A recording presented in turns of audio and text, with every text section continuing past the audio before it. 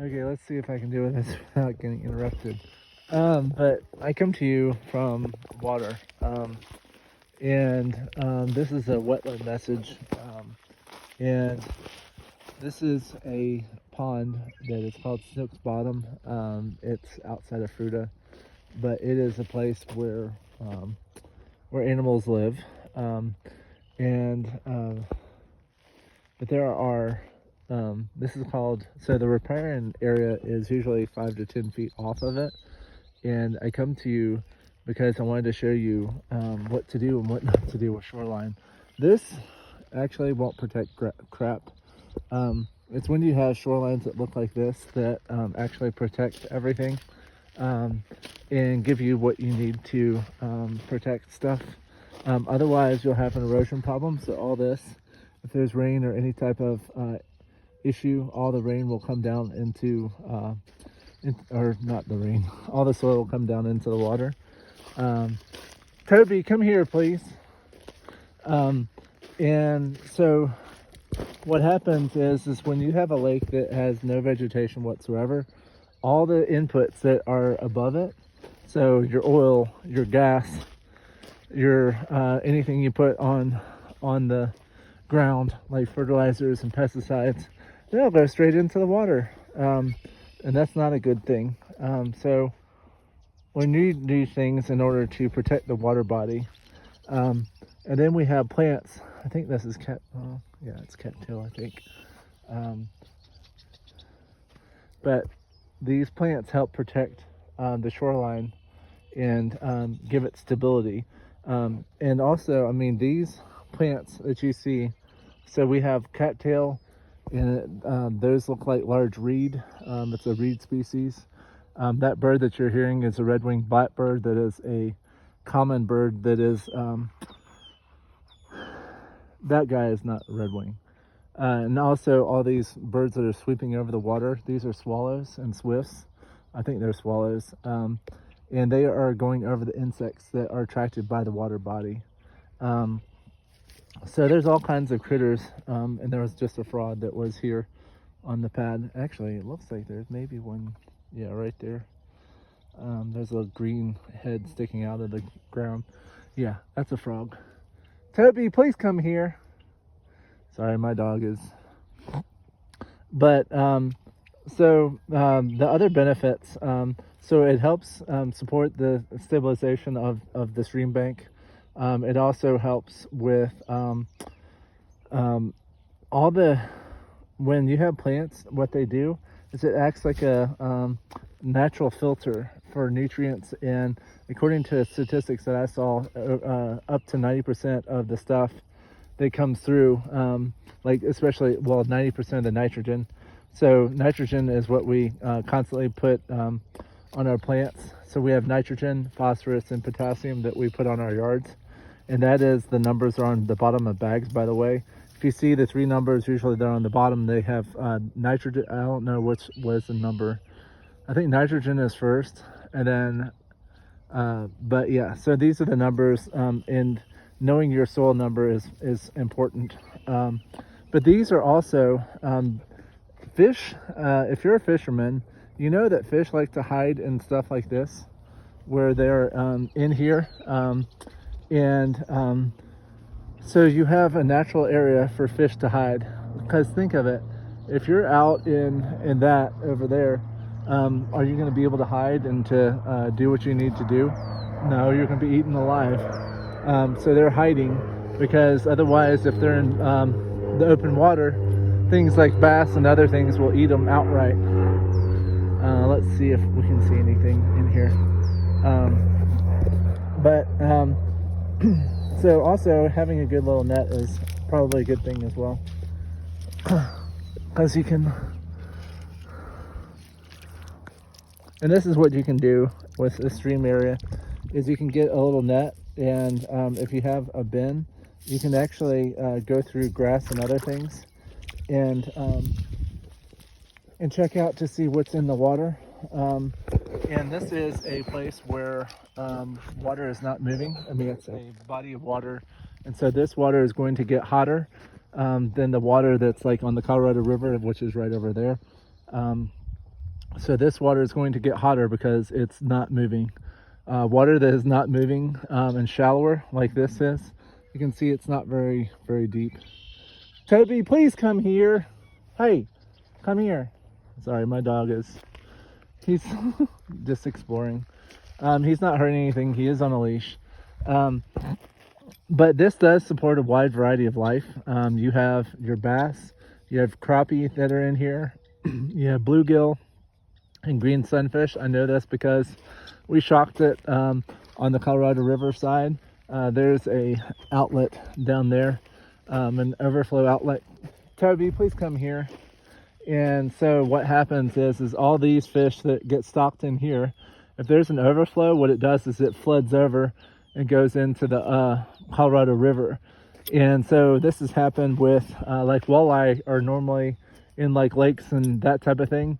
Same with bass and other things. And then when you have a flood event and waters get flooded and lakes rise above where they need to be and they're flushed downstream, all the stuff that's in that water goes downstream. So yeah. And then, so also you have bugs and other things that are in the water. Toby, come here now. Sorry, my dog is, but yeah, he likes the water. Come here. I didn't say go over there. I said come here. But yes. So there are also bugs, and that's why I have a little net. A lot of times you can find bugs and stuff hiding in here. Like they like to be in this weedy stuff, and also if you have weeds and stuff on the shoreline, they like to hide in it. But you have dragonfly larvae, you have stonefly, mayfly, and others that like to live in along the wetlands. And so so you have all these bugs, and what you probably don't know is bugs have a life cycle where they go through egg to a small larvae, and usually it's in water.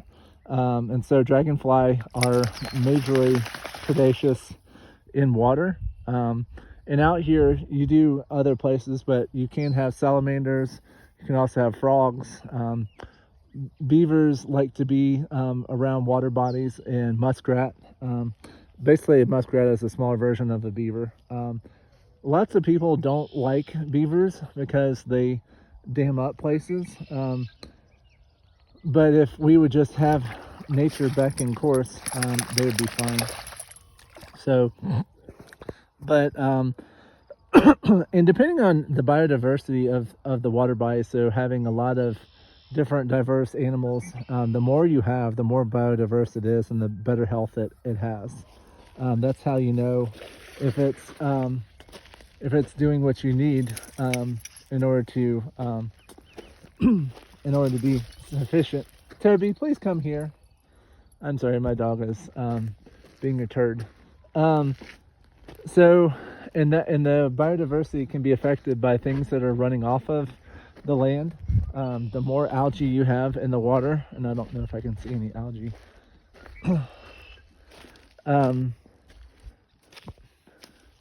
I don't see any algae. No, come here. I mean, there is a little bit. I just see a lot of plants. Potentially someone could have raked a lot of stuff out of here. But sometimes you have algae. Actually, I have a little bit in the soil there. Toby, please come here. Come here. So you have algae and other things. You can see all the dragonflies now. So we have dragonflies flying around. In these little nets, these are to protect from beavers. Beavers like to chew on the cambium, or the inner bark layer of trees. This is a water tree. This is your cottonwood. If you're ever out in the desert and you see a whole bunch of cottonwood like this, probably there's water. It does not like to be away from water. It likes to have water, but it has this unique leaf that flaps back and forth. It's related to the aspen. But these plants are very good for you. If you have open soil like this, you're going to allow all kinds of crap into your water body, And what's going to happen is with that increased amount of nitrogen, you're going to increase the amount of plants and algae that are in it. Algae. And the algae, what can happen is when you have a die-off of the algae, the oxygen level goes to nothing. And so then everything dies in the pond. So if you have a fish pond, you need to have, even a regular pond, I mean, if you have plants, they will naturally filter out all the nastiness out of the water. And this body of water is fairly good, and they may, I don't know if they use herbicide in water. There are herbicides that are like 2,4-D that are specifically for water, but these are reeds that are by water. And so how do we know how clean the water is? Well, if there's any type of film, like if you can see like rainbows in the water, if you see any like floating bubbles, like foamy stuff, like if you've ever had detergent and you put it in water and you have all that like bubble bath kind of stuff, if you see that in water, the water body is not clean. And if you see a whole lot of litter and stuff next to the lake, then they will also signify that it's not healthy. I have seen lakes where it's completely chock full of algae, but like I said, you need to have plants along the edge, and nature will help itself if you allow it to. So, but water is extremely important, especially out here. Without water, these areas that are along the Colorado River wouldn't exist. Like Grand Junction would not exist without water. They have made canals and other things, but water is a limiting thing. All the water from the Colorado River starts up in the Rocky Mountains, and it goes down. And Colorado River goes a long way. You ought to take a look.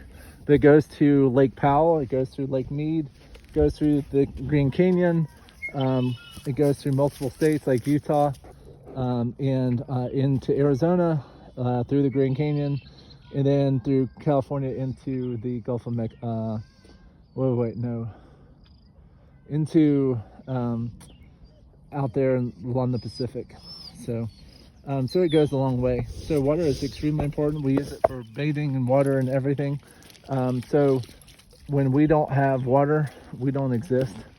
So it's something that we need to protect and look after. We need to use it better. And there are a list of ways that you can conserve it. You can reuse water. What I do is if I'm heating my water, I put a bucket under the water spigot in order to collect the water before it's heating up, and then I use that water to fill the toilet tank or for other things. If you have a gray water system, that's great. But yes, there's a lot of ways that you can conserve water. You can turn off the water while not using. It does not take much water to make everything go round, and it's just a matter of using it right. And I think that light green stuff, I think, is Russian olive. So that is one type of water body, and I'm going to visit the Colorado River and show you the difference between it and a stagnant area, as there's different animals that like to live in the Colorado River than do out here. So okay, so I'm at my second spot.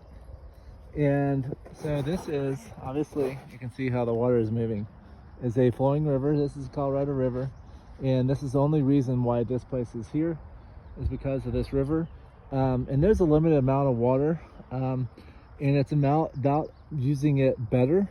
And in the olden days, before EPA and all that and the regulations, there were rivers out in the east that, like the Finn Holloway and others, I think the St. Lawrence maybe, they were so polluted that you could actually light them on fire, and they did that.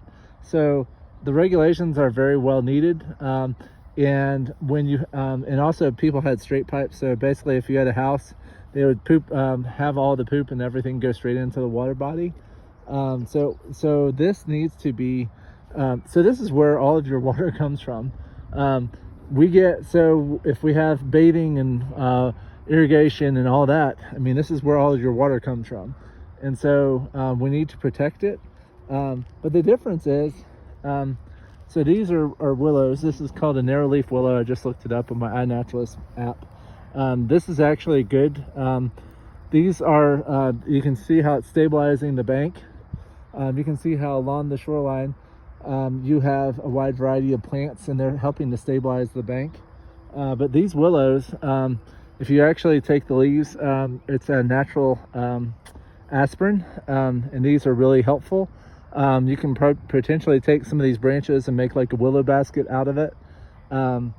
Let's see, we have Russian olive, I believe, that are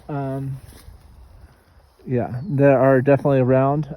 And yeah, you can see they're nasty little buggers. You can see these thorns on them. When you go down in a boat, you don't want to get near the shoreline, especially when these are here. See how they have yellow flowers, but they are a plant that likes to grow along riverbanks.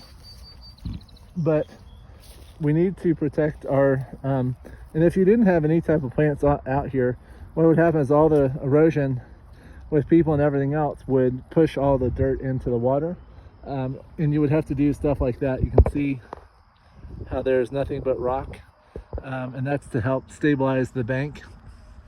And that's also a multi-use trail. But these are very important, and there are ways of testing the water, and it's by there's like test strips and bottles that have chemicals in them, and you take a water sample and you put it in the bottle and you shake it up in order to figure out how much nutrient is in the water. And there's all kinds of different things. There's a Secchi disc, which is just a round disc that has like black triangles on the upper and lower, and then white triangles here and here. And you basically put it down and it measures the turbidity of the water. But you can see that this water is pretty turbid. I can't see to the bottom of it. Whereas that lake, because it was not moving, all the soil and everything was able to sit down. Or you have dogs like this that are disturbing the soil. After a rain event, this water becomes a lot more turbid. And we just have had rain come through yesterday. But I do know that this is not as healthy as it looks, because you can see that along the tree branch, you can see unclean stuff there, and you can see little bubbles here. So my guess is this water has some stuff in it. But yeah, you can see how this is flowing. So this is because it's flowing, it's going to produce more oxygen, and also it's going to be cooler. You're going to when stuff keeps moving, it's just basically like if you have if I put a spotlight right here and constantly heating up this water, and then it keeps moving, obviously that water is not going to get very warm. It may do the very top of the water, and over like the day it may warm it up, but underneath you're going to have colder water. So out here, I was on a stream study out here going along the entire Colorado River, Gunnison River, and we did stream studies and trying to see if the razorback sucker was making, and we'd do pit tags and everything, and we'd get rid of all the bass and crappie and green sunfish and bluegill because they didn't belong here.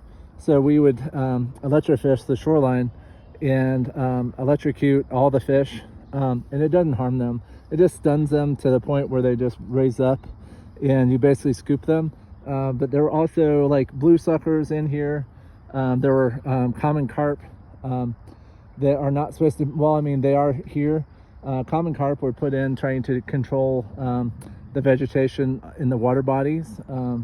And so, but the four that we were looking after were the bony-tailed chub, the humpback chub, the pike minnow, and the razorback sucker. During that summer, we were primarily focused on the razorback sucker and trying to get it repopulated. And they did a study, I think for 10 or 15 years, and I think they're still doing it. But the razorback sucker is doing all right. The pike minnow is not doing as good, and then the bony tail and the humpback chub are both not good. There are very few species, because originally what would happen in the river is you would have flash floods, and now because of all the dam structures and all the and I mean the stuff that blocks, not you, yeah, the other word. I'm not guessing. But what would happen historically is the river, what would happen is all the sediment off the bottom would be washed by the flash flooding, and so it would have a natural gravelly bottom, which these guys like to have, and so this doesn't occur anymore. So they are not doing as well. But you also have trout in here. And believe it or not, the brown trout is invasive, even though it's never going to be taken out, because people would rather have their trout in the water than there are native trout species like the golden trout, but we have a lot of trout in Colorado. Like you have the rainbow trout, you have the golden trout, you have the tiger brown, I think cutthroat. So you have quite a few different species. And then also another fish that shouldn't be here, but is a catfish. And there was a catfish that was down that way, down there a couple miles. It's the entrance to a really rugged area, and once you get into it, you have to go for like 10-mile float trip, and it comes out near Westwater, and it's a gorgeous float trip, but you have to plan ahead and get a permit for it. But I could stick my hands down one catfish is where I was trying to go with it. So Toby, please come here. So rivers and streams and all that are very important. I'm trying to give you a little background to show you just how important they are and to tell you about them. But this is all we have. This is where all your water comes from, and yes, we can do our part. However, we have to make the corporations do their part. What I find really insane, and I've just learned this over a little bit, is the data centers take up a buttload of water, and they are draining the water in order to collect your data and all the data, claiming, oh, well, we need to do this because we need to follow everyone. And these data centers need to be kept incredibly cool, so they pump in all kinds of water, which makes no sense, and then they blame it on us. It's like, oh, well, you're taking all of our water. And also there's you can look this up. There's a Nestle bottling corporation in Phoenix. If you've ever been to Phoenix, you know that it's an extremely dry place in the middle of a flipping desert, and they have a bottling company there, which is insane. So they're taking the limited amount of water resources, bottling it up, and then selling it to you. And what I find really interesting is they are polluting the shit out of the water. Sorry for my language. They're polluting the crap out of the water in order to sell you their bottled water, which is even more harmful because of the plastics and all that we're finding.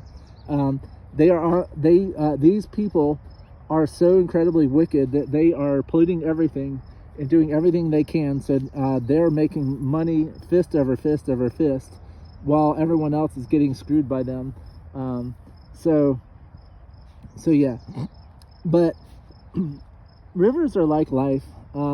They will, I mean, you can see that it's flowing, and rivers can hit turbulent waters. It's just like life. You hit turbulent periods where you feel like everything's going haywire, and then you come into a calmer stretch. But yeah, and you can see, I mean, it kind of looks like the water's not moving, but if you look carefully, it is moving. So life is moving, and it's going to push you to a new period of life. And you have to take those periods of slow and use them appropriately, and not just sit around, but prepare for the next wave, the next battle to come. And it's also, I mean, we don't know under the surface, like we see like this water, but the only way to really understand and know like the how dirty it is by like doing water treatment and water quality tests. And it's just like us. We have to test ourselves and see, okay, how much sin is in my life, how much stuff, and we can clean the water. There are ways of stopping all this pollution and all this stuff if we would just have corporations do what they're supposed to do and use water appropriately. And so so yeah, so they need to do water appropriately. Sorry, I'm seeing a jet. So yeah, I'm not gonna go into that. But it's just like us. I mean, on the surface, we may like, oh, well, we have everything in control and everything's kosher and good. And then when you get below the surface, you're like, okay, well, I have sexual sin in my life. I have an alcohol problem. I have a drug problem. And it's like, when you get down to it, I mean, there's a lot of stuff, and Yeshua is the only one that can get rid of it. He is the only one that can cleanse our sin. And so we need to go to him, especially now, and cleanse ourselves before all heck breaks loose. So thank you for joining me this morning. Hopefully you learned something and got to enjoy some of the views. But yeah, so this is water, and it comes from high in the mountains. You can see some of the mountains back in the back. And then it goes down, and the Gunnison River comes in about 10-15 miles upriver, well, maybe 20 upriver that way. And then the Dolores, when you go down towards Utah and into Utah, the Dolores catches onto it as well. So thank you for joining me. Bye for now. Okay, really quick thing. So this is a water treatment plant. You can see it has a whole bunch of ponds, and so these ponds have a variation in how much crap they have in them. So all of your stuff that you do from your house comes into here and gets filtered out. What they don't tell you is they can't filter out certain things. Like if you put drugs in the water, they also add fluoride, which is horribly bad for you. I'm not going to go into it, but it is a phosphate mining byproduct that they're stuffing into our water and making us believe that it's actually good for us. But yeah, so this is where all your water comes from, or goes to, and is filtered and made clean, supposedly. So yeah, so this is right next to the water bodies that are right behind me. So I did a lake and the river, and so these are right here with it. So yeah, and we need to be very cautious with how water is used, and we need to filter it the best we can. So thank you. Bye.